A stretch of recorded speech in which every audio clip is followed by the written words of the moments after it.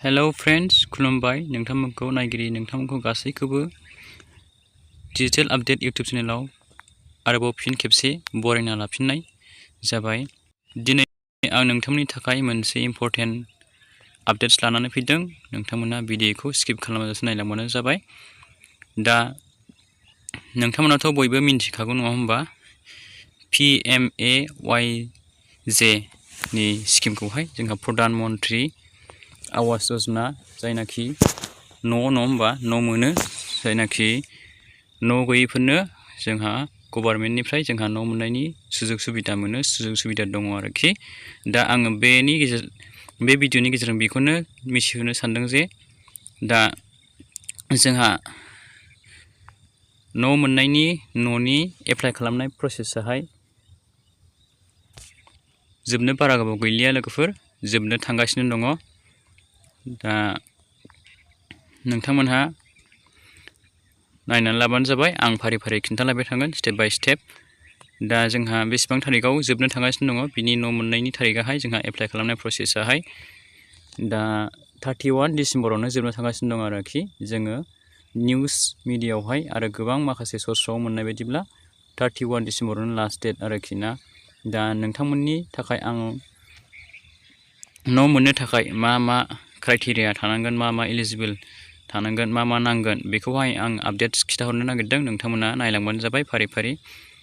दा आं बेनिफिट्सआव नायगोनसै लोगोफोर। नोंथांमोनाथ' मिन्थिखायो बेनिफिट्सआवहाय जोंहा न' मोननो थाखाय बेसेबां मोनो नङा होमबा। दा नोंथांमोना बेखौ नायनानै लाबानो जाबाय आरोखि। दा नोंथांमोनाथ' मिन्थिखायो नङा होमबा न'नि फैसायाहाय बेसेबां मोनो जोंहा, बेखौहाय बयबो मिन्थिखायो। आं बेखौ खिन्थाहरबाय थानांगौ सानला, नोंथांमोना नायनानै लाबानो जाबाय आरो गोबाङानो मिन्थिखायो बयबो। बेनिफ्राय जोंहा माखासे जब कार्डनि मुङैहाय जोंहा एक्सट्रा फैसा हाबबावो आरोखि, जायनाखि जों हा खोनायनि होननानै बुंनो हायो। हा खोनायनि थाखाय जब कार्डआवहाय फैसा हाबो आरोखि। ओमफ्राय बे फैसाया जोंहा आधार कार्डआ नोंनि बेंक एकाउन्टजों लिंक थाथारनांगोन आरोखि। नोंनि आधार कार्डआ बेंक एकाउन्टजों लिंक गैयाबा नोङो न'खौ एप्लाइ खालामबाबो मोननाय नङा आरोखि। नोंनि फैसाया बेंकआवहाय नोंना जुदि एक्सेप्ट जाब्लाबो नोंथाङा फैसाखौहाय मोननाय नङा आरोखि। ओमफ्राय नोंथाङा बे न'खौ एप्लाइ खालामनो थाखाय मा नांगोननो, नोंथाङा माखासे गोबां डकुमेन्टस नांगोन, जेरै नोंथांनि एड्रेस थानाय माखासे डकुमेन्टसफोरखौ नांगोन आरोखि। नोंथांमोना बेखौ गोबाङानो मिन्थिखायो, गोबाङानो मोनखाबाय नङा होमबा फ्रायनो। दा जायफ्राहाय खासानि न' गोनां आरोखि, पाक्कानि न' गैया, नोंथांमोना बेखौहाय एप्लाइ खालामनानै लानो हागोन आरोखि। दा नोंथांमोना एप्लाइ खालामनानै लाबानो जाबाय। जोंहा बेवहाय माखासे गाइडलाइन्सफोर लिरनानै होदों आरोखि। ओमफ्राय जोंहा एप्लिकेसन प्रसेसा माबायदि खालामनांगोन होनोब्ला, जोंहा एप्लिकेसन प्रसेसाथ' लोगोफोर जोंहा जेरावबो जाखाया नङा होमबा लोगोफोर, अनलाइनबो जाखाया बे न'नि एप्लाइ प्रसेसाहाय। दा नोंथांमोना मा खालामनांगोन, नोंथांमोना BCDCनि चेयारमेनफोरनावहाय थांनानै खबर लानांगोन आरोखि।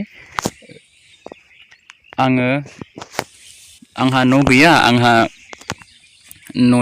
गोदान न'नि थाखाय एप्लाइ खालामनो नागिरदोंमोन, आं एप्लाइ खालामनानै लानो हागोन ना हाया, न'नि एप्लाइ खालामनाय प्रसेसाहाय मा रोखोम, माबोरै खालामनांगौ एप्लाइ प्रसेसखौहाय होननानै नोंथांमोना सोंहैबानो जाबाय आरोखि। दा नोंथांमोना बेबायदि सोंबानो बिथांमोनहा नोंथांनो फोरमायना खिन्थागोन आरोखि माबोरैहाय एप्लाइ खालामनांगौ, मा डकुमेन्टस नांगौ, मा खालामनांगौ, मा खामानि मावनांगौ, बिथांमोना गासैबो नोंथांमोननो फोरमायना हरगोन आरोखि। दा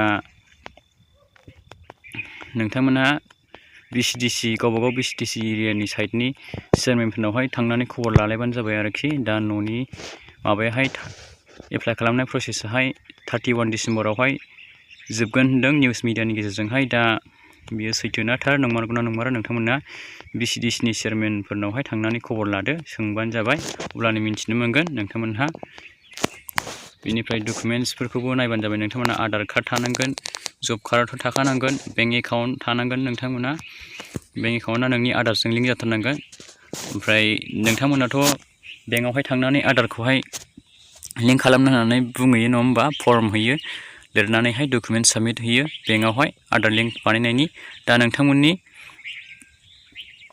खामानिखौहाय बेंकनि जायनाखि मानसिफोर बिथांमोना खामानि मावग्रा बिथांमोना मावदोंना मावाखै नोंथाङा माबोरै चेक खालामनो नोंथाङा अनलाइननि गेजेरजों चेक खालामनानै नायबानो जाबाय नोंथांनि बेंकजों आधारजों लिंक खालामनाया जादोंना जायाखै नोंथांमोना अनलाइनाव चेक खालामबानो मिन्थि मोनगोन आरोखि नोंथांमोना बेबायदिनो खालामनानै नायबानो जाबाय ओमफ्राय नोंथाङा स्वच्छ भारत मिशन SBM नोंथाङा फायखाना टयलेट जायनाखि लेट्रिन बेनि एप्लाइ खालामनाय ID दंब्ला नोंथाङा बेखौबो होफानो हागोन आरोखि बेनिफ्राय नोंथाङा मा खालामबावनांगोन एफिडेभिट सार्टिफिकेट होनांगोन जेनेबा नोंथांनि न'खराव साबेसे बेनिफिसियारि दं मानसि दं फेमिलि मेम्बारफ्रा नोंथांना साबेसे नोंथांनाव पासकार्डनाव दंना गैया बिनि प्रुफ होनांगोन आरो एफिडेभिट बानायनानै नोंथांमोना प्रुफ होनांगोन देखायनांगोन अब्लासो नोंथाङा बे न'खौ एप्लाइ खालामनो हागोन दा मिन्थिबाय नङा होमबा लोगोफोर बे भिडिअनि गेजेरजों गोबां